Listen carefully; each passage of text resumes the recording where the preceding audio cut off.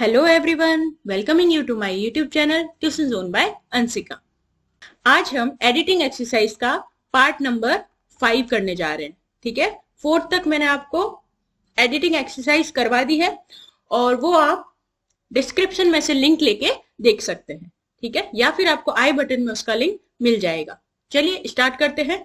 सबसे पहले तो एडिटिंग एक्सरसाइज में हमें पूरा जो पैराग्राफ दिया हुआ होता है उसको समझने की जरूरत है कि वो कहना क्या चाहता है। तो इसके लिए सबसे पहले हम स्टार्ट करते हैं पूरे पैसेज को समझना। यहां से है, the saint get a piece of chalk equal to lump of opium.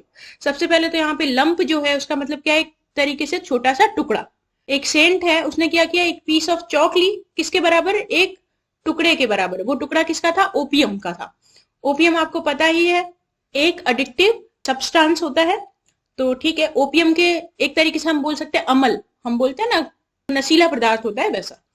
ठीक है, तो संत ने क्या किया, एक चौक ली, लंप लिया, टुकड़ा ओपियम का, and told the opium eater, यानी कि जो ओपियम खाते थे ना उन लोगों को बोला that he could continue eating opium, वो कंटिन्यू कर सकता है ओपियम खाना, बट लेकिन should not took more than the weight of in the chalk each day, यानी कि चौक का जो वजन है उतना ही उसे वो टुकड़ा खाना है।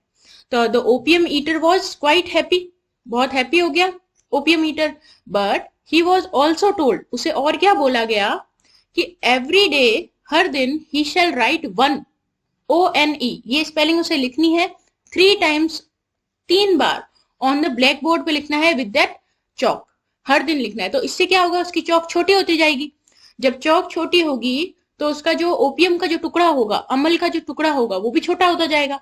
इन दैट मैनर, उस मैनर में, द चौक वॉज रिड्यूस, चौक क्या हो गई, रिड्यूस हो गई, यानी कि कम हो गई, and so was his habit, और उसकी हैबिट भी इस तरीके से कम होती गई। ठीक है, चौक छोटी होती गई तो उसका ओपियम का टुकड़ा भी छोटा होता गया और इस वजह से उसकी हैबिट भी कम हो गई। तो चलिए स्टार्ट कर देते हैं हम। सबसे पहले तो एक एक एरर समझना। ध्यान रखिएगा, सबसे पहले हम फर्स्ट सेंटेंस को लेके नहीं बैठा करेंगे, हम इसका पहले पूरा मतलब समझिएगा। जब आप पूरा मतलब समझ जाएंगे इसका, तब 1 सेंटेंस से स्टार्ट करिएगा। इतना टाइम तो आप इस क्वेश्चन को दे ही सकते हैं, है ना। तो चलिए स्टार्ट कर देते हैं। फर्स्ट सेंटेंस है, the saint get piece of chalk equal to, इसमें गेट की रॉन्ग आया था, उसमें इन्होंने सही कर दिया है गॉट। अब सेकंड है, lump in opium and told the opium eater. देखो, इक्वल टू लंप ऑफ, यहां पे क्या आएगा, देखिए प्रपोजिशन ये गलत लगा है, ऑफ आएगा। हम बोलते हैं ना कि किसी चीज का टुकड़ा, तो यहाँ पे वर्ड क्या आ रहा है कि लंप ऑफ ओपियम, ओपियम यानी कि ओपियम का टुकड़ा, का, ये वर्ड क्या साउंड दे रहा है आपको, का। तो ये ज्यादा सही है, ना कि लंप इन ओपियम। ठीक है, तो यहाँ पे मैं लिख देती हूं, इन की जगह आएगा आपका ऑफ, यानी कि लंप ऑफ ओपियम। चलिए नेक्स्ट में चलते हैं। Opium eater that he could continue eating opium, वो क्या कर सकता है, कंटिन्यू कर सकता है खाना ओपियम को। ठीक है, तो यहां पे देखिए ये जो आया रॉन्ग, देखिए वर्ब में कोई दिक्कत नहीं है क्योंकि कंटिन्यू वर्ड आया, उसके साथ ING फॉर्म लगी है, ये सही है। ठीक है, और कोई बात हम किसी को बताते हैं तो हम दैट का यूज करते हैं, डायरेक्ट इनडायरेक्ट में आपने पढ़ा ही होगा, दैट का यूज तो आते ही है जब हम पूरी बात बताते हैं। ही भी सही आया है। यहाँ पे जो रॉन्ग है आपका वो है कुड। तो आप बोलेंगे कैसे, तो नीचे वाली लाइन में आप देखिए, इधर एडवाइस दी गई है ना एडवाइस।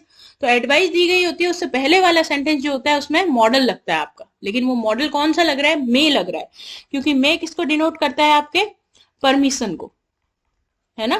तो यहाँ पे देखिए, that he may continue eating opium, वो कर सकता है कंटिन्यू ओपियम खाना, but should not took more than the weight. अब देखिए यहाँ एडवाइस दिया नीचे, और ऊपर क्या हुआ है आपका, परमिशन दे रहा है, ऐसा साउंड आ रहा है आपको, ध्यान से पढ़िए इसको। और यहाँ पे क्या साउंड आ रहा है, परमिशन का। तो यहाँ पे कुड की जगह आप क्या यूज करेंगे, मे यूज करेंगे। मॉडल्स मैंने जब आपको करवाए थे तो मैंने आपको बताया था इसी चैनल पे कि जो आपके मॉडल्स होते हैं वो किस किस रूप में यूज होता है। जो कुड होता है वो आपके एबिलिटी के रूप में यूज होता है। तो यहाँ पे मे जो होता है वो परमिशन के रूप में यूज होता है, इसलिए मैंने यहाँ पे लिखा मे। नेक्स्ट पे चलते हैं, but should not took more than the weight. अब इधर देखिए, शुड आपका क्या है, मॉडल है, मॉडल के साथ आपकी वर्ब क्या आनी चाहिए थी? फर्स्ट फॉर्म, प्रेजेंट वाली फॉर्म आनी चाहिए थी। आनी चाहिए थी कि नहीं? इसलिए यहां पे ये रॉन्ग है आपका, टुक, इसकी जगह आपका होगा टेक। अब आप बोलेंगे मैम यहाँ पे थर्ड लाइन में भी तो आपका कुड था, यानी कि आपने मे किया इसका, तो यहाँ पे वर्ब आपकी आईएनजी वाली क्यों आई? क्योंकि यहाँ पे देखिए आपका किसका यूज हो रहा है? कंटिन्यू का। जब कंटिन्यू का यूज हो रहा है तो आप क्या लगाएंगे? आईएनजी लगा सकते हैं। लेकिन यहाँ पे देखिए, यहाँ पे आपका कोई भी आईएनजी वगैरह यूज नहीं हो रहा है, मतलब कंटिन्यू वर्ड नहीं आया है, इसलिए मॉडल के साथ आप उसकी फर्स्ट फॉर्म लगाएंगे। ध्यान रखिएगा, मॉडल के साथ हमेशा फर्स्ट फॉर्म लगेगी। नेक्स्ट लाइन पे चलते हैं। आई होप आप लोगों का ये डाउट क्लियर हुआ होगा। यहां पे देखिए, more than the weight in the chalk each day the opium eater was. ठीक है, अब यहां पे लिखती हूं मैं एक सेंटेंस, देखिएगा। देखिए, वेट ऑफ द पर्सन, ये जम रहा है आपको या फिर ये जम रहा है? देखिए, weight in the person, SON, weight in the person. बताइए इन दोनों में से कौन सा जम रहा है आपको? ये वेट ऑफ द पर्सन या वेट इन द पर्सन? हाँ, ऑफ होता है ना आपका, ऑफ करेक्ट होता है कि वेट ऑफ द पर्सन, यानी कि पर्सन का वेट। यहाँ पे फिर से का वर्ड का यूज हुआ है, का, है ना। यहाँ पे देखिए, द वेट के बाद में लिखा है इन द चौक, इन द चौक नहीं, यहाँ पे इन का क्या हो जाएगा आपका? ऑफ हो जाएगा। ठीक है, तो मैं यहाँ पे फिल कर देती हूँ आपके लिए, वेट ऑफ द चौक, ना कि वेट इन द चौक। ठीक है, ये रहा आपका इन, और करेक्ट होगा आपका ऑफ। नेक्स्ट है आपका, the opium eater was quite happy but he also told that. यहाँ पे तो आपको, अगर आपको स्पेलिंग अच्छी तरह आती है आपको इसकी, देखिए क्वाइट, ये इसका मतलब क्या होता है? शांत होता है, यानी कि बिल्कुल शांति से, चुप होना। लेकिन यहाँ पे ओपियम ईटर शांत थोड़ी ना था, शांत होके हैप्पी कैसे हुआ जा सकता है ना। तो हम बोलेंगे जो ओपियम ईटर था वो काफी हैप्पी था, काफी हैप्पी। तो उसके लिए स्पेलिंग क्या यूज होती है? यहाँ पे देखिएगा, क्वाइट। ठीक है, और आंसर यहाँ पे होगा क्वाइट। ठीक है, कि वो क्वाइट हैप्पी था। ठीक है, ये वर्ड ध्यान रखिएगा, क्वाइट, है ना, ये वर्ड को हम प्रोनाउंस करते हैं क्वाइट। ठीक है, तो क्वाइट इसका मतलब शांत हो जाता है, तो ये शांत रह के हैप्पी कैसे हुआ जा सकता है ना। तो वो क्वाइट यानी काफी हैप्पी था। नेक्स्ट पे चलते हैं। Every day he shall write 1 3 times on a black board, वो तो हमने देख लिया। लेकिन यहाँ पे देखिए, ही शैल राइट, क्या आपको कुछ चेंज नहीं लग रहा है इसमें? शैल, यहाँ पे किसकी बात हो रही थी? शुड की। एडवाइस देते वक्त आप क्या यूज करते हैं कि उसने बताया कि ही शुड राइट 1, ये लिखना चाहिए उसको। तो शैल जो है वो तो फ्यूचर का बताता है, जबकि वो तो अभी की बात कर रहा है। ये किसका बताता है आपको? फ्यूचर को बता रहा है। लेकिन हमें इसकी जगह फ्यूचर ना यूज करके क्या यूज करना पड़ेगा? शुड, क्योंकि एडवाइस देते वक्त हम शुड का यूज करते हैं। Black board with that chalk in that manner.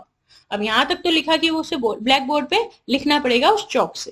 फिर फुल स्टॉप के बाद सेंटेंस देखिए, in that manner. That manner, ये सब चीजें जो आपको बताई गई है यहां से यहां तक अभी तक, ये क्या है आपकी? दिस, हम इसको दैट नहीं बोलेंगे। दैट तो वो होता है जब कोई चीज दूसरी जगह दूर होता है, जब कोई चीज हमसे दूर है या फिर हम कोई दूसरी बात बताना चाहते हैं। हम तो उसको एक ही कंटेक्स्ट में बात कर रहे हैं ना। तो यहां पे आएगा इन दिस मैनर। क्या आएगा आपका correct answer? In this manner. Okay, चलिए नेक्स्ट पे चलते हैं। आगे है आपका, in that manner the chalk was reduce and so his habit. जल्दी से बता कीजिए, सोचिए इसका क्या आंसर होगा जी। इसका आंसर यहाँ पे देखिए, ये आपकी वर्ब गलत है, क्योंकि वॉज क्या है आपका? पास्ट का सेंस दे रहा है ना। तो उसके साथ अब ज्यादातर लोग क्या करते हैं, पास्ट का सेंस वॉज लग रहा है तो ये किसमें आता है आपके? कॉन्टिन्यूस में आता है। तो लोग क्या कर देंगे इसका कि हम लगा देते हैं आईएनजी इसके पीछे, कि रिड्यूसिंग लगा देते हैं। वो बिल्कुल भी क्या हो जाएगा आपका? गलत हो जाएगा। ठीक है, चॉक वॉज हो चुकी थी, कोई काम उसका हो चुका था, इन दिस मैनर, इस तरीके से। तो चॉक क्या हो गई थी आपकी? रिड्यूस्ड हो गई थी, है ना। तो यहां पे आएगा आपका रिड्यूस, इसकी जगह करेक्शन आएगा आपका रिड्यूस्ड, यानी कि इस तरीके से चौक भी कम हो चुकी थी and so was his habit, उसी तरीके से उसकी हैबिट भी कम हो चुकी थी। ठीक है, तो आई होप आप लोगों को ये समझ में आया होगा पूरा एक्सरसाइज। ध्यान से देखिए, सबसे पहले इसमें हमने क्या लिया, प्रपोजिशन हमारा रॉन्ग है, फिर आपका है मॉडल, फिर आपकी वर्ब आ गई, फिर प्रपोजिशन, फिर आपके वोकेबुलरी के बेस पे आ गया, उसके बाद मॉडल, फिर आपका दिस एंड दैट यानी कि प्रोनाउन, और उसके बाद में आपका आ गया वर्ब। यानी कि इतनी चीजें हमने इसमें सीख ली हैं, सीधे मॉडल सीख लिया, वर्ब सीख लिया, प्रपोजिशंस हो गया आपका, है ना। आई होप आप लोगों को ये वीडियो भी पिछली वीडियोस की तरह पसंद आई होगी। अगर आपको कोई भी डाउट है तो आप कमेंट बॉक्स में पूछ सकते हैं, और हाँ, आप लाइक करना और सब्सक्राइब करना चैनल को ना भूलिएगा अगर आपको अच्छा लगा है तो। Thank you for watching.